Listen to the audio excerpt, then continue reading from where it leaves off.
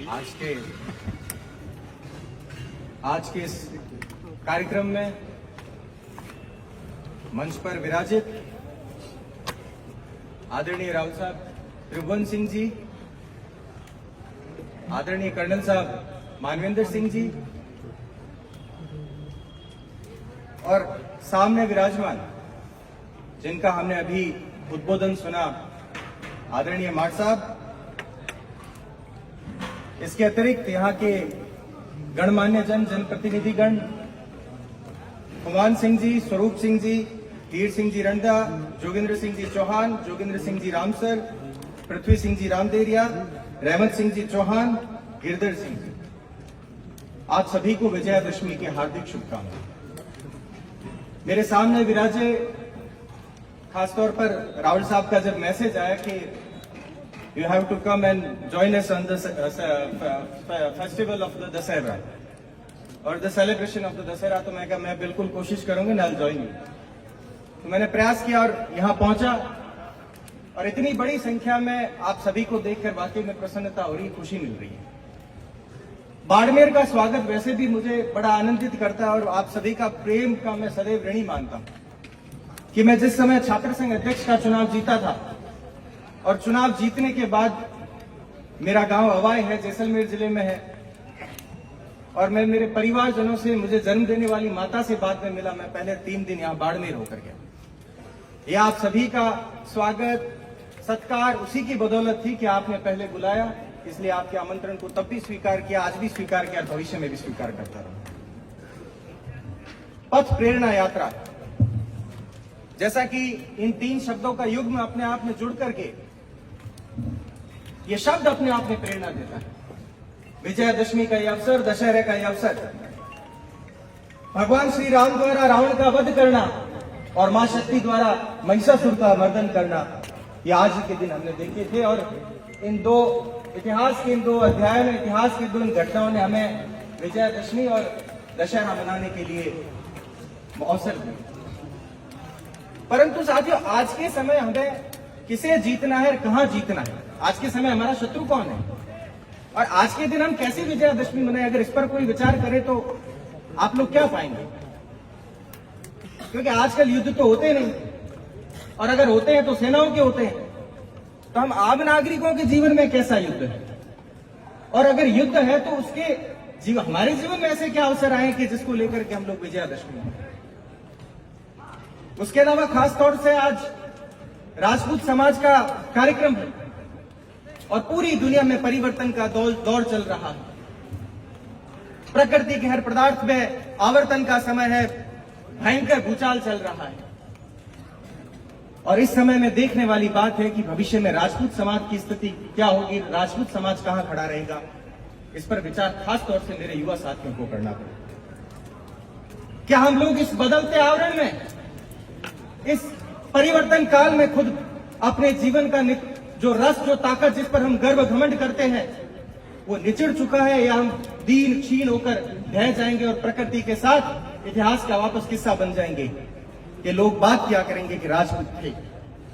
निसंदेह राजपूत थे, राजपूत है, राजपूत रहेंगे, पर हमारे भीतर राजपूती रहेगी कि नहीं रहेगी, इस पर विचार करना बहुत आवश्यक है। क्योंकि आजकल का समय, या तो कभी कभी लगता है कि मैं काल के सापेक्ष खुद को ढाल नहीं पा रहा हूं, या आप लोगों की जैसी अपेक्षा है मैं उस अनुरूप नहीं चल पा रहा हूं, परंतु कुछ घटनाएं, कुछ चीजें बहुत पीड़ा देती है, बहुत दुख देती है। पर इस परिवर्तन काल में साथियों इतना याद रखना कि हमें मरना नहीं, हमें इस आत्मचिंतन के इस दौर में निरीक्षण करने के पश्चात खुद को जिंदा रखना है और भविष्य में जो इतिहास की बातें थी वापस वही अपने सबल भुजाओं में राष्ट्र का, समाज का नेतृत्व लेना है। राष्ट्र का, समाज का नेतृत्व लेने से मेरा आशय यह भी नहीं है कि हमें कोई प्रधानमंत्री या मुख्यमंत्री बनना है, परंतु हम वापस वो बनना चाहें कि जब किसी गांव में, ढाणी में जब 50 लोगों का घर होता था और उसमें एक राजपूत होता था, तो वो पंचायती बात करने के लिए वापस हमारी चौखट आनी चाहिए, वो नेतृत्व चाहिए। इस पर आत्मचिंतन करना पड़ेगा। भैया, हम आप सभी जानते हैं कि देश में आजादी हुए 75 से अधिक साल हो गए, संसार गतिशील, चलते रहना ही संसार का काम है, संसरण करते रहना, बढ़ते जाना, रुकना तो मृत्यु है। और संसार की गति के साथ अगर आप लोग नहीं चल पाए तो हम लोगों की भी मृत्यु निश्चित है। हम लोग कहने के लिए घमंड आज दो चीजों पर करते हैं, एक तो हमारे इतिहास पर और दूसरी हमारी गौरवशाली रक्त की तासीर पर कि हम उसके वंशज हैं, हम उसके खून हैं। इसके अलावा तीसरा विषय क्या है, आपसे कोई पूछे तो आप किस पर गर्व करते हैं? अभी इस कालखंड में हमारे पास शायद ऐसे उदाहरण बहुत कम होंगे, हम कह नहीं पा रहे हैं कि हम लोग किस पर घमंड करते हैं, किस पर गर्व करते हैं। मैं मेरी जितनी बुद्धि प्रकोष्ठ से बहुत कम उम्र है, जितना समझ पाया हूं कि आज के समय में हमें सिर्फ दो चीजों पर काम करने की आवश्यकता है, एक तो हमारी शिक्षा और दूसरा हमारा आर्थिक ढांचा सुधार। आप इन दो पर काम कर लीजिए, सारी चीजें ठीक हो जाएगी, आपको आवश्यकता ही नहीं है कुछ और करने की, बाकी चीजें स्वतः ही आपके जीवन में होती चली जाएगी। पहले के लोग, जब हम लोग, क्योंकि हम लोग ग्रामीण क्षेत्र से आते हैं, बहुत से युवा साथी मेरी उम्र के कहते हैं कि हम लोग शायद पहली पीढ़ी के लोग हैं, हमें एक्सपोजर नहीं मिला, तो हमारे पास प्रॉपर गाइडेंस नहीं थी कि 12वीं के बाद कौन सा कोर्स करें। आज तो आपके पड़ोस में, घर में, परिवार में ऐसे बहुत से लोग हैं जो बहुत अच्छी अच्छी सर्विसेज कर रहे हैं, चाहे किसी भी जाति बिरादरी में, आप उनका अनुभव काम में लीजिए। ये आर्टिफिशियल इंटेलिजेंस का टाइम है और आर्टिफिशियल इंटेलिजेंस की अभी तो स्टार्टिंग है, बिगिनिंग फेज है ये, और ये भविष्य में किस ओर जाएगा, इसकी कौन सी जनरेशन हमें क्या दिखाएगी। अभी भी अगर हम यहां बैठे हैं और आर्टिफिशियल इंटेलिजेंस में समझता हूं कि युवाओं इस बात को ज्यादा समझ पाएंगे कि मैं स्टेज पर बैठा हूं और ये कार्यक्रम है और मैं सर्च कर रहा हूं और मेरे पास पॉइंट्स आ रहे हैं कि आप इस कार्यक्रम में ये भाषण बोल सकते हो। आर्टिफिशियल इंटेलिजेंस इस हद तक काम करता है, तो अभी तो ये इसका प्रारंभ है और इस प्रारंभ के साथ हम लोग बीए, बीकॉम, बीएससी ये कर रहे हैं, ये अच्छी बात है क्योंकि हमारा इंटरेस्ट भी है। उसके अलावा हमें स्किल्ड कोर्सेज में भी काम करने की जरूरत है। हम लोग अच्छे वकील बन सकते हैं, हम लोग अच्छे डॉक्टर बन सकते हैं। अगर आप लोग कोई जीरो रिजर्वेशन पॉलिसी की बात करते हो तो अभी पूरी दुनिया में औद्योगिक क्रांति है, हम लोग क्यों सीए, सीएस, सीएमए की बात नहीं कर सकते जिसमें तो जीरो रिजर्वेशन पॉलिसी है। अभी मैं बीच में कहीं आर्टिकल पढ़ रहा था तो उसमें लिखा था कि जीएसटीबी को भी अभी 5 साल हुए, बिगिनिंग फेज में है, 17 लाख जॉब अपॉर्चुनिटीज है। क्या हमारे युवा उस और आगे बढ़ेंगे? क्या हम अपना भविष्य उस और बढ़ाएंगे? वो उस स्पेसिफिक उस फील्ड का एजुकेशन लेकर के उसमें दक्षता हासिल करके क्या हम उसमें काम करेंगे? इसलिए शिक्षा तो निसंदेह आवश्यक है। किसी को ये लगता है कि हमारे पिता, माता, बाप दादाओं की कमाई खूब है, हमारा जीवन चल जाएगा, तो चल जाएगा, पर आप आने वाली पीढ़ी को विरासत में कुछ नहीं दे पाएंगे। आपका जीवन जरूर चल जाएगा।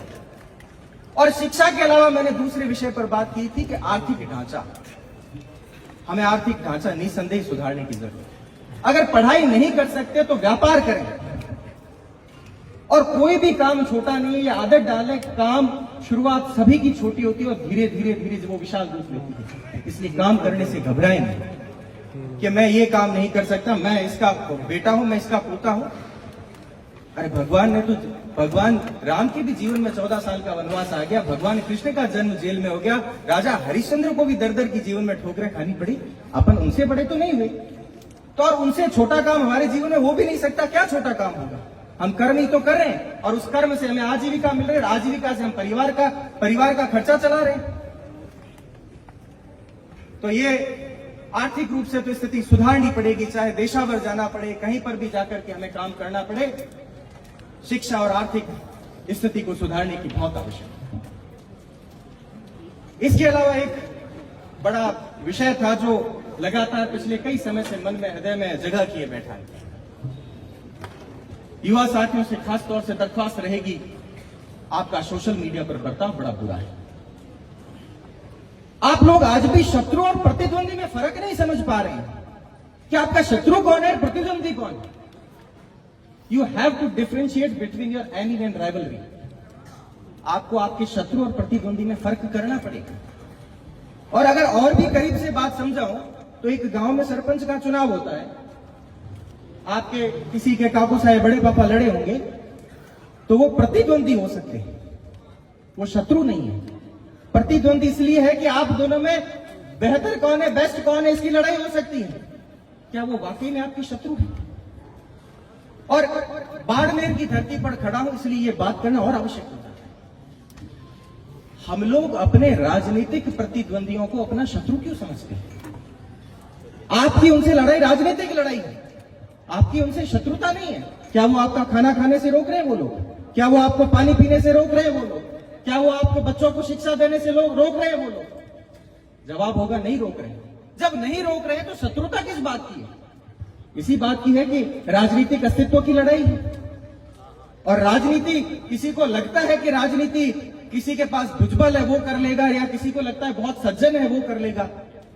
तो मैंने तो अभी तक वैसे राजनीति में कुछ प्राप्त तो नहीं किया, पर मुझे लगता है कि राजनीति बुद्धि का व्यायाम है। जो अपनी बुद्धि को रोज व्यायाम करवाता है वो राजनीति में जरूर अच्छा कर लेगा। और दौर और आलम तो यह है कि दूसरे लोगों को तो छोड़ो, कहते तो आप अपने लोगों को भी लपेटे में ले लेते हैं, क्योंकि आपका ईगो सेटिस्फेक्शन होता है। आप सुबह उठते हो, कई लोग, मैं दावे के साथ कहता हूं, कुल्ला बाद में करते हैं और पहले ट्विटर पर ट्वीट करना होता है।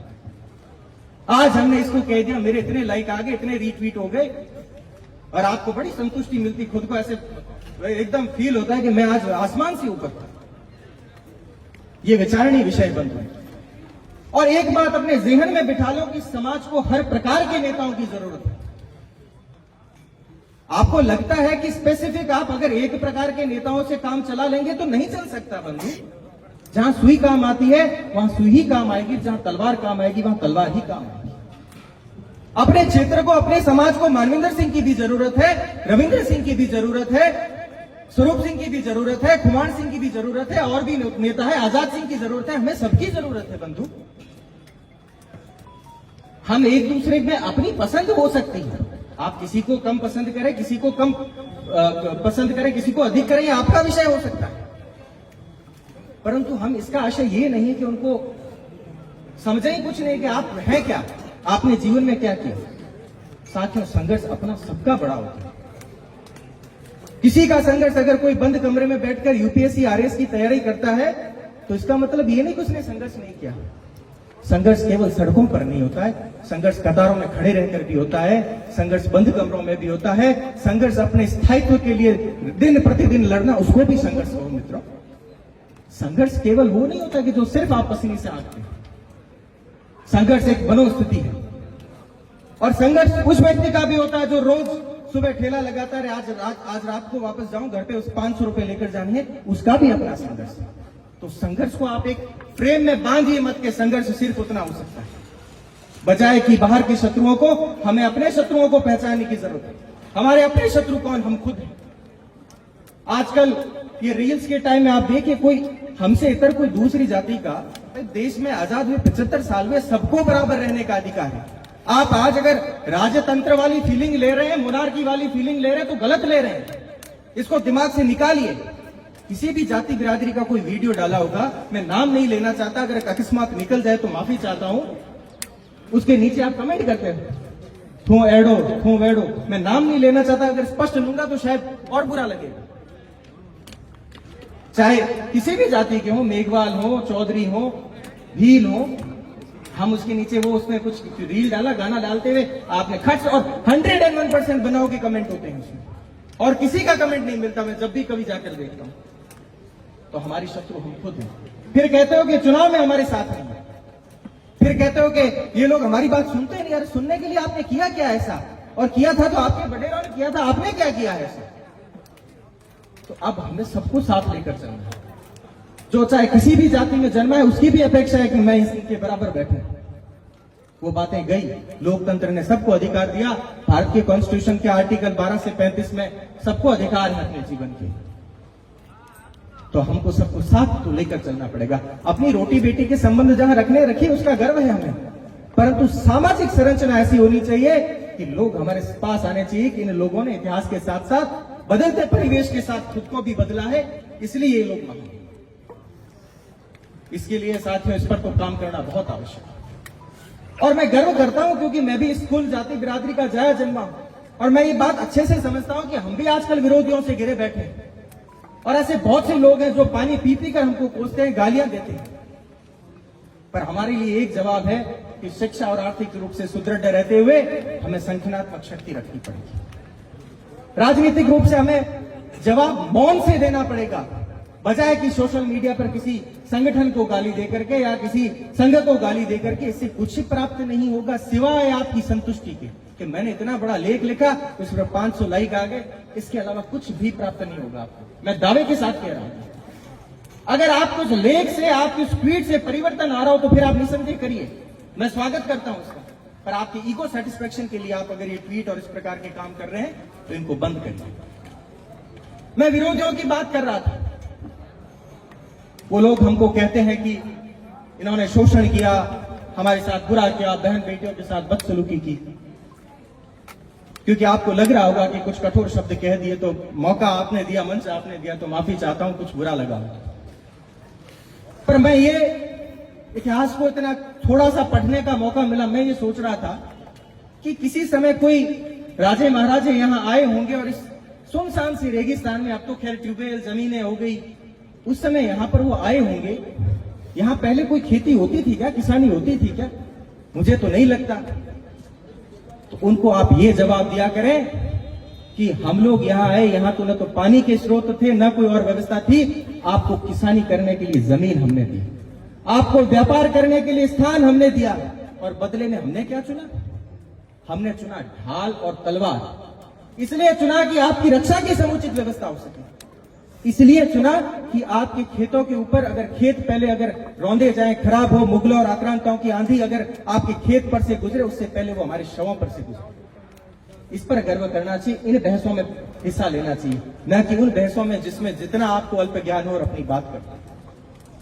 मैं मानता हूं कि अरे राजपूत तो वो हुआ करते थे जो एक तलवार लेकर के निकलते थे तो रियासतों की रियासतें खड़ी हो जाती थी, और ये राजपूत के हाथ में की तलवार कोई हत्या का प्रतीक नहीं था, वो वीरता का प्रतीक हुआ करती। सियाजी जब घोड़े पर तलवार लेकर निकले तो एक समूचा राज्य खड़ा कर दिया। मेवाड़ के एक निर्वासित पुत्र जब उधर दक्षिण की ओर जाता है तो मुगलों का विरोध करने वाले मराठा राज्य का सूत्रपात होता है, और वहीं से एक निकलकर नेपाल की ओर पहुंचता है तो नेपाल में राज्य बसाता है। इसलिए हमारे तो पुरखे जहां जहां ढाल तलवार और घोड़ा लेकर निकले वहां रियासतें बनी हैं। पर अब लोकतंत्र है, ये गर्व के विषय थे, हमने खूब कर लिया और ये इतिहास में यूं ही रहेगा। पर हम भविष्य में क्या करेंगे, इस पर हमको विचार करने की आवश्यकता है। मैं सिर्फ अपनी बात इसी बात के साथ समाप्त करूंगा कि शिक्षा पर काम करिए, आर्थिक रूप से सुदृढ़ हुई, मजबूत हुई है।